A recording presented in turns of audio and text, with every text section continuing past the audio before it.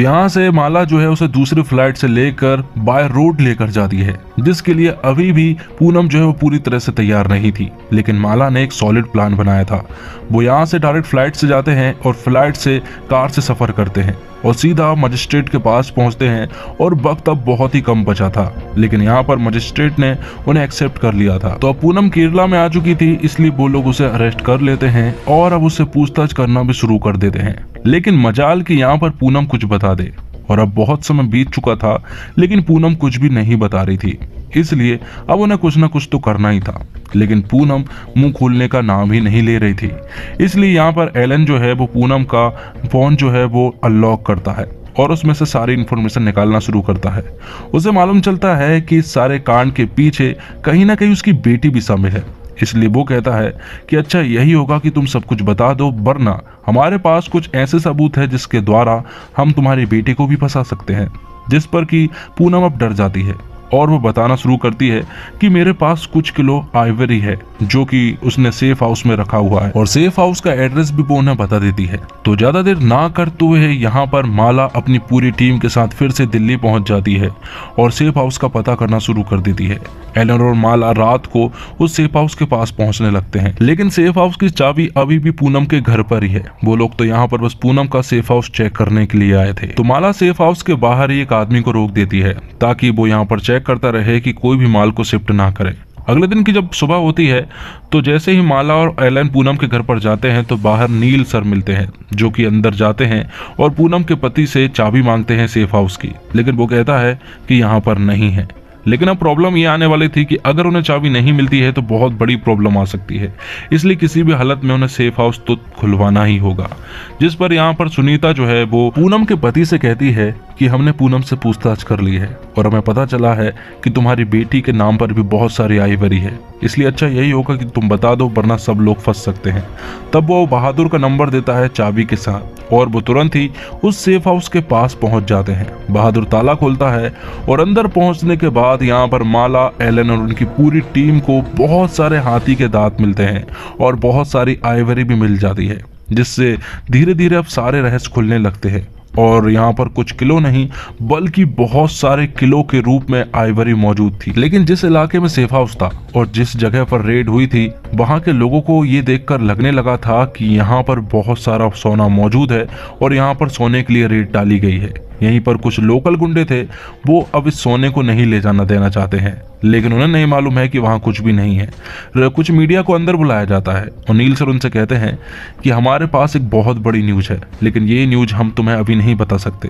अच्छा यही होगा कि तुम बाहर जाओ और सारी पब्लिक को रोको कि अंदर कुछ भी नहीं हो रहा है। अगर तुम इतना कर देते हो तो मैं केरला पहुंचते ही तुम्हें एक एक्सक्लूसिव न्यूज दूंगा, जिसके कारण मीडिया ये बात मान लेती है। अब नील सर की टीम में से ही संतोष नाम के एक आदमी को एयरलाइंस के पास पहुंचाया जाता है, जहां पर कि वो उन लोगों को मनाना चाहता था कि वो यहाँ से बहुत सारे आइवरी को ले जाना चाहते हैं। तो अच्छी बात यहाँ पर ये होती है कि एयरलाइंस के जो हेड है वो गणेश जी को बहुत मानते हैं और वो हाथी को भी जरूर मानते होंगे, इसलिए वो इसके लिए मान जाते हैं। दूसरी तरफ सेफ हाउस के बाहर जो है वो बहुत सारी भीड़ थी और भीड़ कम होने का नाम ही नहीं ले रही थी, क्योंकि अब धीरे धीरे सभी को ऐसा लगने लगा था कि यहाँ पर बहुत ही ज्यादा सोना है और अब किसी भी हालत में वो लोकल गुंडे भी अंदर घुसना चाहते हैं और सारा का सारा सोना भी लूटना चाहते हैं। तब यहाँ पर ट्रक आ जाते हैं और ये लोग माल शिफ्ट करना शुरू कर देते हैं। धीरे धीरे कर कर अब भीड़ और भी ज्यादा बढ़ने लगी थी और अब लोगों को डर भी लगने लगा था। एलन और माला भी पूरी तरह से घबरा जाते हैं। माल पूरी तरह से लोड कर दिया गया था और जब वो यहाँ से निकलने वाले होते हैं तभी अचानक से वो लोकल गुंडे जो है वो उनके ऊपर अटैक कर देते हैं और अब वो उनका पीछा ही नहीं छोड़ रहे थे। लेकिन धीरे धीरे कर कर किसी तरह से उन लोगों से पीछा छुड़ाया जाता है और बड़े ही सतर्कता के साथ वो लोग आगे बढ़ते हैं। नहीं तो आज तो उन्हें ऐसा लग रहा था कि आज उनका आखिरी दिन है, क्योंकि भीड़ बहुत ज्यादा थी और जब भीड़ मारती है तो गुनहगार कोई एक नहीं होता है। लेकिन प्रॉब्लम ने अभी भी उनका पीछा नहीं छोड़ा था, क्योंकि एक मीडिया की गाड़ी जो है वो उनके पीछे पड़ चुकी थी। लेकिन किसी तरह से उन्हें चकमा दिया जाता है और यहाँ से डायरेक्ट वो पहुंचते हैं दिल्ली के एयरलाइंस की तरफ, जहाँ पर एयरलाइंस के हेड जो है वो उनसे कहते हैं कि आप अपना माल जो है वो लोड कर सकते हैं और डायरेक्ट प्लेन में बिठा सकते हैं। यहाँ से पूरी की पूरी नील सर की टीम जो है वो केरला पहुंचती है और फिर सारा माल सामने रख कर मीडिया के सामने बता दिया जाता है कि ये जो सारे आइवरी है जिनकी वजह से बहुत सारे हाथियों को मारा गया है। और अब तक जिन भी हाथियों को मारा गया है उनमें से 1 करोड़ करोड़ का माल जो है वो यहाँ से जा चुका है। इसके बारे में किसी को भी कुछ भी नहीं मालूम था, बस यहाँ के कुछ लोकल ऑफिसर्स को ही मालूम था और ये एक बहुत ही बड़ी रिवीलिंग वाली बात थी। तो इस तरह से माला और उसकी पूरी टीम ने ये जीत हासिल की है, लेकिन अभी भी पोचिंग होती है और बहुत सारा माल सप्लाई होता है। ये सप्लाई होना तभी बंद हो सकता है जब जो बड़े लोग हैं वो माल मांगना बंद कर दे। तब नील सर माला से कहते हैं कि अभी तुम रेस्ट करो, काम पर बाद में लगेंगे। जिसके बाद नील सर अपनी वाइफ के पास कॉल करते हैं, जिनके रिश्ते थोड़े ठीक नहीं थे, इसलिए वो उससे कहते हैं कि तुम डिनर पर बाद में जाना, सबसे पहले मेरी बात सुनो और क्लिनिक पर आओ। जहाँ पर नील सर अपनी वाइफ को अपने लंग कैंसर के बारे में बताने वाले थे, जिसके बारे में उन्होंने किसी को भी नहीं बताया था। अब आगे एलन अपनी पूरी फैमिली के साथ और माला और विजय बाबू भी यहाँ पर जंगलों में आते हैं, जहाँ पर की पोचिंग की जाती है वो वहाँ पर पहुँचते हैं। और आखिर में यहाँ पर माला बहुत सारे हाथियों को देखती है और वो हाथी उस मरे हुए हाथी के पास आकर अपने इमोशन को निकालते हैं। ये देखकर माला भी रोने लगती है और इसी के साथ एपिसोड 8 भी यहीं पर खत्म होता है। आखिर में वेब सीरीज के एंड में हमें बहुत सारे कुछ रियल फुटेजेस बताई जाती है और बहुत सारी हाथी के दांतों से बनी आइवरी भी बताई जाती है, जो कि इलीगल तरीके से सप्लाई की जाती थी।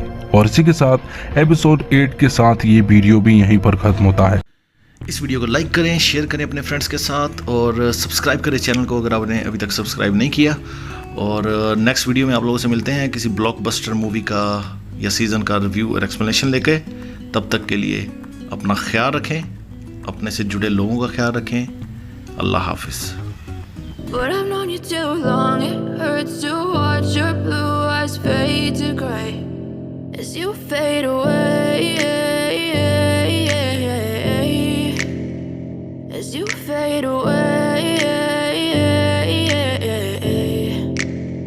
Yeah, I'm about to fade away, 'cause every time I wake up I feel like it's Monday. Something's going wrong with all the chemicals up in my brain. All of a sudden I don't look at anything the same way. Gotta build up of my thoughts sitting in an ashtray. I'm sorry that I'm so inconvenient, okay? Just let me be me and I'll stay out of your way.